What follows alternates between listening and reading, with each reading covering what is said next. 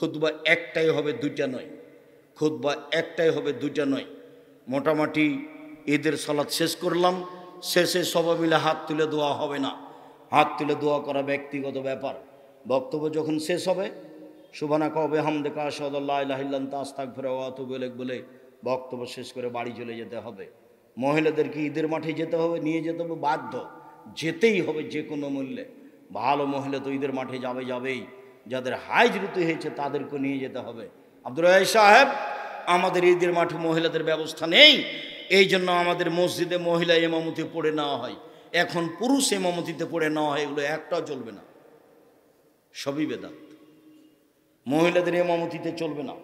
পুরুষের একজন ইমামতি দিয়ে কোনো একটা দুর্ঘটনা তো হতে পারে, সেটা নিয়মিত হবে, এটা কথা হলো? সেটা নিয়মিত হবে কেন? সম্মানিত দিনী ভাই বোন, আমি আজকের আলোচনার শেষের দিকে চলে আসলাম। তোমার অনেকগুলো জিজ্ঞাসা নাকি? আচ্ছা, সম্মানিত দিনী ভাই বোন, প্রতিষ্ঠান আপনাদের কলমডাঙ্গা একটা ঐতিহ্যবাহী প্রতিষ্ঠান, আগে থেকে এখনো হোক, এটা আমি আন্তরিকভাবে কামনা করি। মর্মে আপনাদের ছেলেরা আপনাদের কাছে আসছে, উঠে যাওয়ার সফলতা নয়। 10 টাকা হোক, 5 টাকা হোক, 50 টাকা হোক, 200 টাকা হোক, কেউ ফিরিয়ে দিবেন না। আমার দিকে দেখেন, আল ইয়াদুল উলিয়া, এই ছেলেরা যাও। আর ইয়াদুল উলিয়া খায়রুম মিন ইয়াদিস সুফলা, দেওয়া হাত ভালো নেওয়া হাতের চেয়ে, দেওয়া হাত ভালো নেওয়া হাতের চেয়ে। রাসূল সাল্লাল্লাহু আলাইহি সাল্লাম দেওয়া হাতকে পছন্দ করেন নেওয়া হাতের চেয়ে। সব সময় দেওয়া হাতখান রাখবেন। 200 টাকা রাস্তার জন্য রেখেছেন, 50টা 100 টাকা দিয়ে দিবেন। আর বের হয়ে 1 কেজি জিলাপি নিয়ে যাব সিদ্ধান্ত। এই ছেলে বসো, আগে এই ছেলেগুলো আসুক, তারপরে তোমার ব্যস্ততা বাড়লো কেন?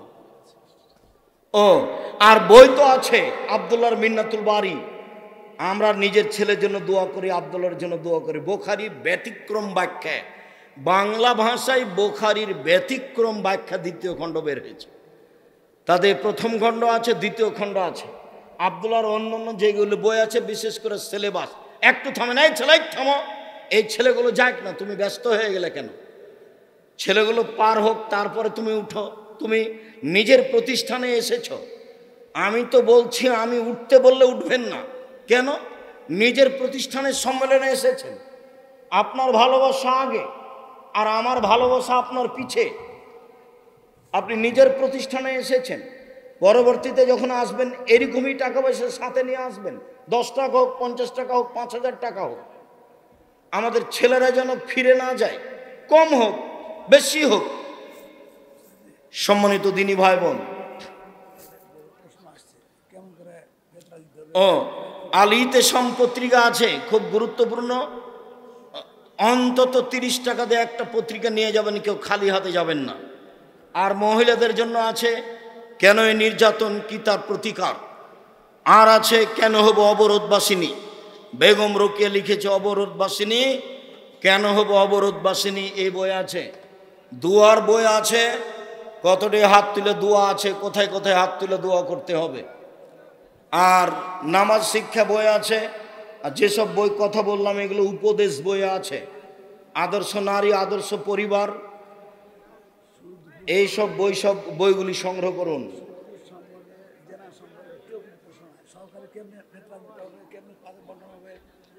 সেগুলো আজ তো উত্তর দিনে তো দেখি।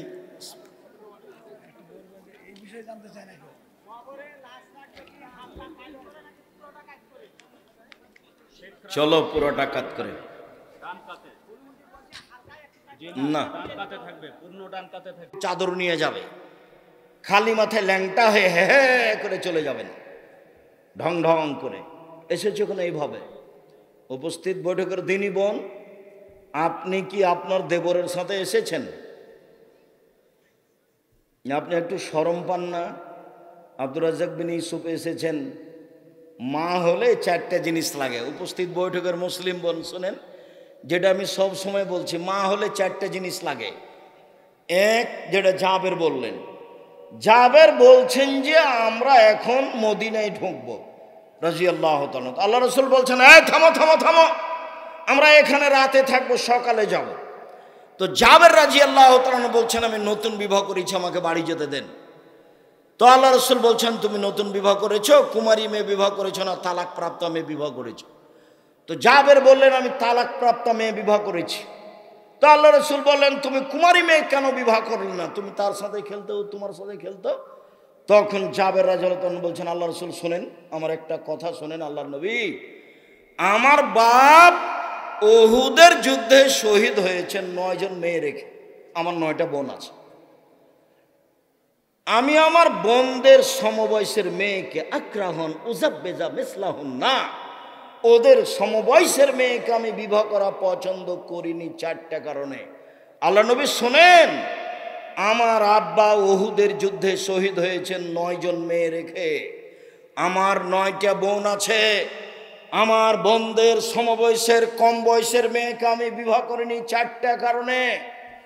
এক, লে তুয়াল্লিমাহুন্না, আমার বউ যেন আমার বোনদেরকে বিদ্যা শিখাতে পারে, প্রথম বিদ্যা মাকেই শিখাতে হবে। এই জন্য পুরুষের সাথে সাথে মহিলা শাখাও খুলতে হবে, এ কথাই ঠিক। জামিয়া সালাফিয়া ডাঙ্গিপাড়া পবা রাজশাহীর মহিলা শাখার জন্য আলহামদুলিল্লাহ তানোর গোদাগাড়ির লোক জমি দিয়েছে 60 বিঘা। 33 শতকের বিঘায় কতখানি দিয়েছে? 60 বিঘা। তারা 100 বিঘার প্রজেক্টের প্রস্তাব দিয়েছে যে আমরা 100 বিঘা জমি এখানে করে দেব, মহিলা বিশ্ববিদ্যালয়ে মহিলাদের শিখাতেই হবে। রূপগঞ্জ নারায়ণগঞ্জে মহিলাদের শাখায় জমির পরিমাণ হলো 22 বিঘা। কতখানি? 22 বিঘা। ওই প্রতিষ্ঠান 51 বিঘা জমির ওপরে। সম্মানিত দিনী ভাই বোন, মহিলা শাখা দিনাজপুরও আছে, মহিলা শাখা বরিশালও আছে, মহিলা শাখা চট্টগ্রামেও শুরু হবে ইনশাল্লাহ। সময়ের গতিতে চট্টগ্রাম, ময়মনসিংহ, নোয়াখালী, ফেনী, যশোর, কুষ্টিয়া এসব ডিস্ট্রিক্টে জমি রেডি আছে, সময়ের গতিতে প্রতিষ্ঠান চালু হবে ইনশাআল্লাহ। সম্মানিত দিনী ভাই বোন, কলমডাঙ্গা এলাকাবাসী, আপনাদেরকে মহিলা শাখা সুন্দরভাবে গড়ে তোলার চেষ্টা করতে হবে। আলেম ওলামাদের বেশি বেতন দিয়ে ভালো আলেম নিয়ে আসার চেষ্টা করতে হবে। রাজশাহী জামিয়া সালাফে এক একজন শিক্ষকের বেতন 60-৭০ হাজার করে, খাওয়া থাকা ভিন্ন, ওর পিছনে খাদেম ভিন্ন। মদিনে থেকে যারা এসেছেন তাদের বেতন লাগে না, তবে খাদেম লাগে, খাওয়া লাগে, বাবুর্চি লাগে, বাবুর্চি ভিন্ন, খাদেম ভিন্ন, অনেক পয়সা খরচ আছে তাদের পিছনে। আলহামদুলিল্লাহ খুব ভালো অবস্থায় জামিয়া সালাফে দেশে চলছে। আমার মনে বড় সাধ, এই দেশের মাটিতে এবং উন্নত মানের প্রতিষ্ঠান গড়বই ইনশাআল্লাহ। যেখানে ছেলে মেয়ে বাংলা, ইংরেজি, আরবি উন্নত মানের শিক্ষা অর্জন করে জাতির অন্যায়ের বিরুদ্ধে লড়বে, মুখে কলমে মিডিয়ায় লড়বে ইনশাআল্লাহ। সেটাই জামিয়া সালাফিয়া রূপগঞ্জ, নারায়ণগঞ্জ, ঢাকা, সেটাই জামিয়া সালাফিয়া ডাঙ্গিপাড়া, পবা, রাজশাহী। এদেশের সর্ববৃহৎ প্রতিষ্ঠান জামিয়া সালাফিয়া, শিক্ষার মানে সর্বোচ্চ প্রতিষ্ঠান জামিয়া সালাফিয়া, শিরক মুক্ত প্রতিষ্ঠান জামিয়া সালাফিয়া, বিদআত মুক্ত প্রতিষ্ঠান জামিয়া সালাফিয়া, দল মুক্ত প্রতিষ্ঠান জামিয়া সালাফিয়া, সংগঠন মুক্ত প্রতিষ্ঠান জামিয়া সালাফিয়া, হিংসা মুক্ত প্রতিষ্ঠান জামিয়া সালাফিয়া, দেশের অমূল্য সম্পদ জামিয়া সালাফিয়া।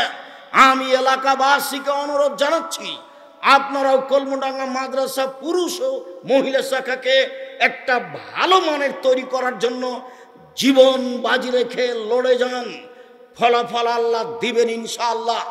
2013 সালের 24 আগস্ট মঙ্গলবার আমি বলেছিলাম আমার হাতে টাকা নেই, এ কথা সত্য, প্রতিষ্ঠান গড়বে এ কথা সত্য, ইনশাআল্লাহ গড়বে। টাকার হিসাব পরে, সিদ্ধান্ত আগে। ভালো মানে ছেলেদের প্রতিষ্ঠান গড়তে হবে, ভালো মানে মেয়েদের প্রতিষ্ঠান গড়তে হবে। জীবন বাজি রেখে চেষ্টা করেন, আল্লাহর কাছে প্রার্থনা করেন, কাজে সফল হবই ইনশাআল্লাহ। সম্মানিত দিনী ভাই বোন, তিনি বললেন আমার সমবয়সের মেয়েকে আমি বিবাহ করিনি আমার বোনদের সমবয়সের 4টা কারণে। এক, আমার স্ত্রী আমার বোনদেরকে শিখিয়ে দিবে, মেয়েদের শিখিয়ে দিতে হবে, মাকে শিখিয়ে দিতে হবে।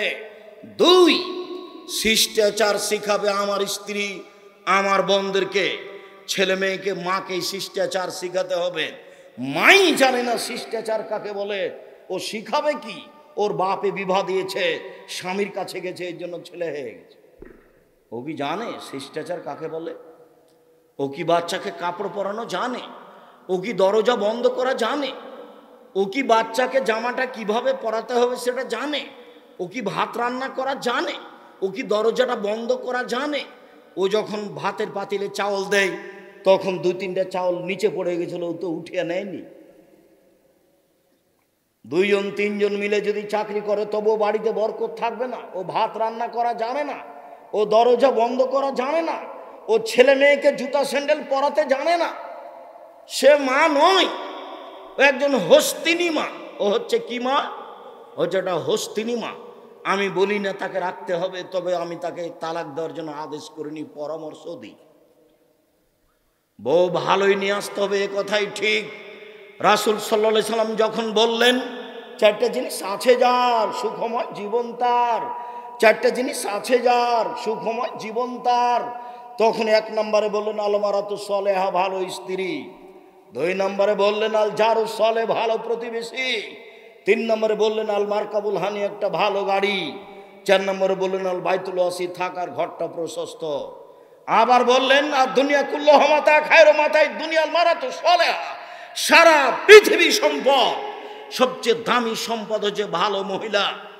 ভালো মহিলাই পৃথিবীতে সবচেয়ে দামি সম্পদ।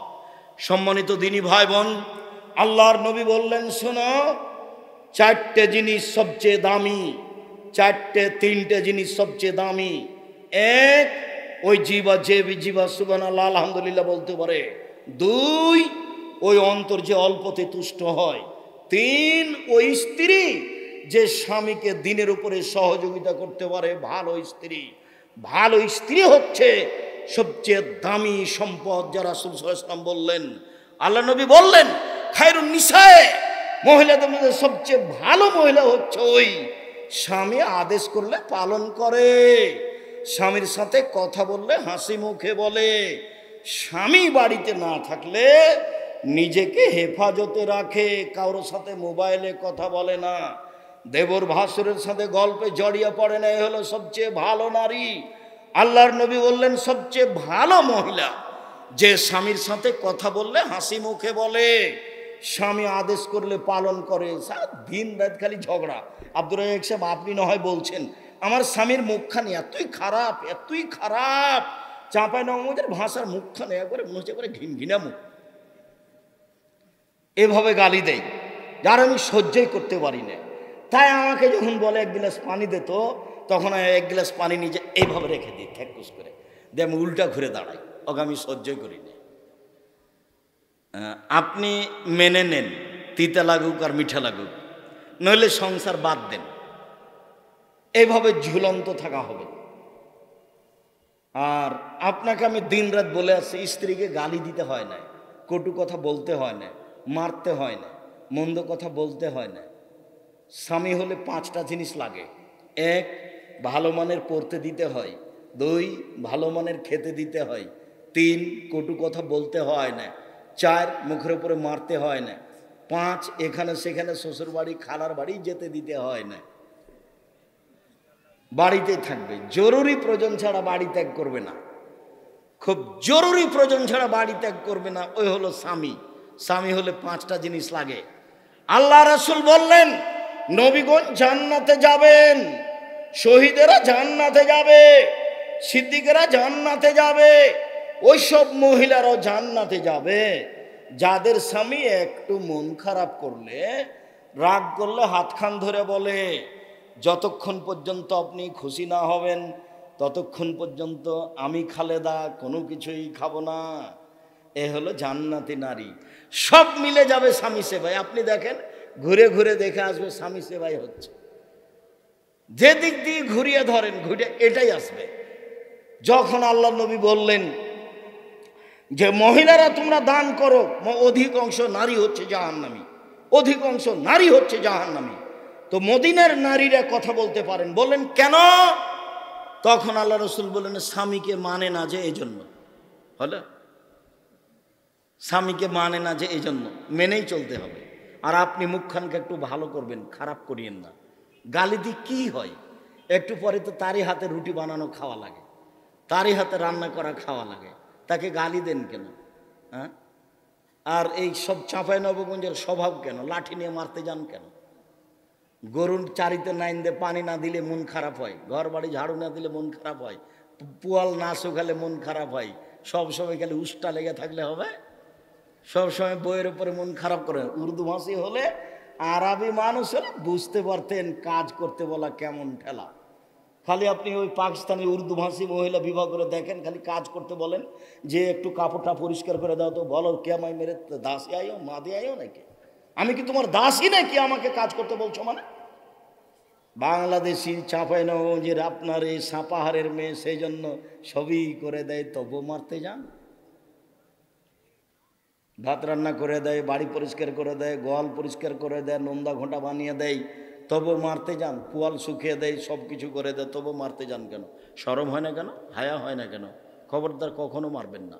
চলেন এবার মাঠে চলে যাই। ঈদের সলাত, ঈদের সলাত এর পূর্বে কোনো কিছু হবে না, কোনো বক্তব্য হবে না, কোনো তাকবীর বলতে বলা হবে না, কোনো কিছু হবে না। ঈদের মাঠে প্রথম হবে সলাত। ঈদের মাঠে প্রথম কি হবে? সলাত। এরপরে ইমাম দাঁড়িয়ে বক্তব্য দিবেন।